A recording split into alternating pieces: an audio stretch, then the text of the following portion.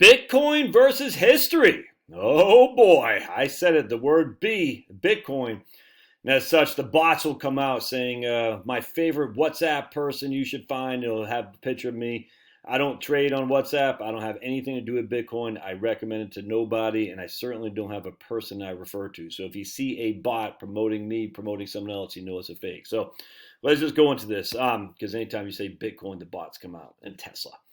With Bit, and this is from BlueRockwell.com, from L. Reichard White, Dateline April 24th, 2021. BlueRockwell.com, anti-state, anti-war, pro-market. With Bitcoin having broken 60,000 and fluctuating like the president on Russian foreign policy, it and many other cryptocurrencies built on blockchain are a real phenom. Will they last in any form?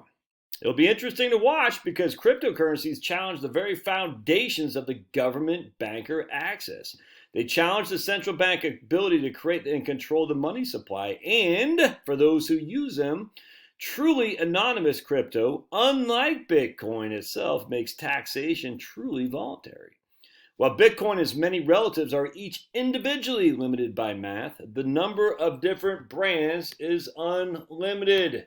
This means the aggregate supply of crypto coins is unlimited.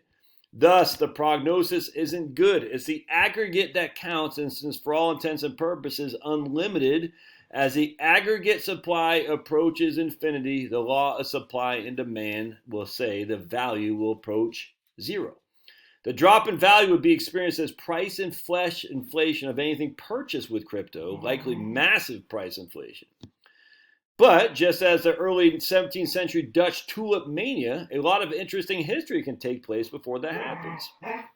There are three useful historical precedents. First, beginning with the Tang dynasty in China. Second, the use of assignats or mandats as two during the last decade of the French Revolution. And third, well, that's a surprise. You guys stay tuned to the end of the video to find the third, which is good. That means I make more of that sweet YouTube money. First, in the follow-on to the Tang dynasty, what you got there, buddy? Hey, nope. All right, let go. In the follow-on to the Tang dynasty, it became all the fashion for groups and individuals to issue paper IOUs and for people to pass them around and use money. The aggregate supply of those promissory notes became so large that lacking any significant product differentiation, that pesky law of supply and demand, they all lost nearly all value. This is a psychological phenomenon and usually happens suddenly. Austrian school economists call it the crack-up boom. While usually underestimated until experienced, such a disruption in the medium of exchange is way more devastating to people than a hurricane or other natural disaster.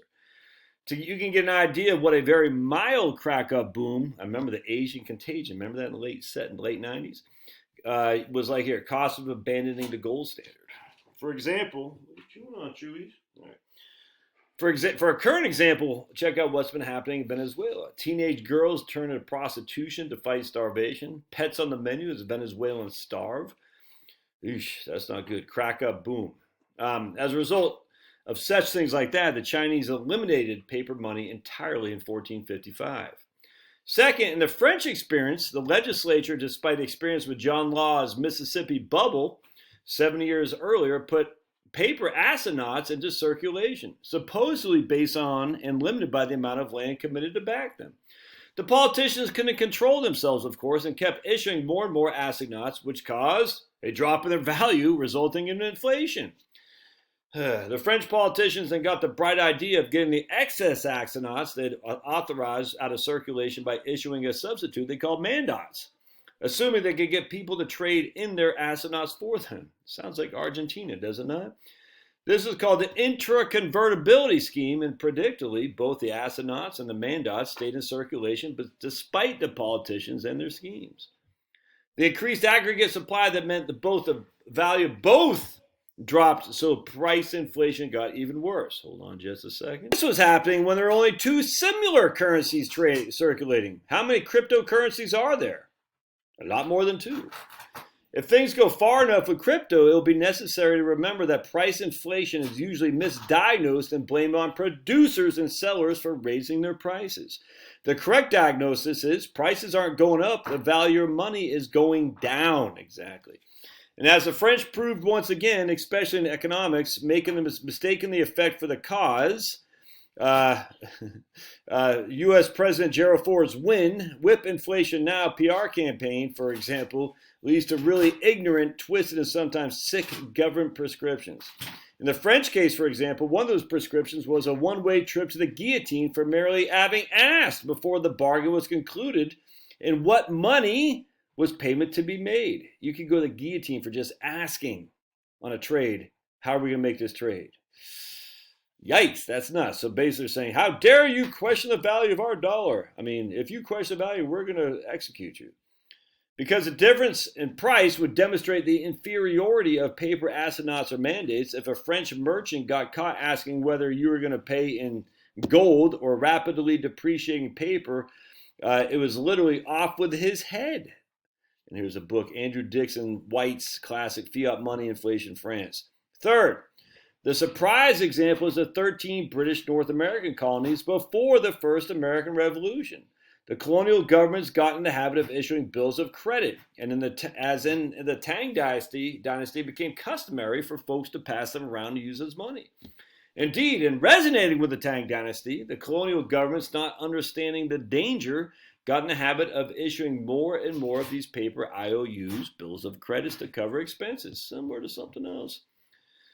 And people got in the habit of using them as money. Predictably, this led to price inflation, serious inflation. The result became so disruptive that all 13 colonies reached the same conclusion, and they all realized how destructive emanating bills of credit was, and thus, even before the revolution, understood the dangers.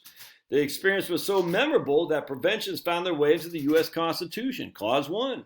No state shall emit bills of credit, make anything but gold and silver coin a tender in payment of debts. It's in the Constitution. A state can't create its own money.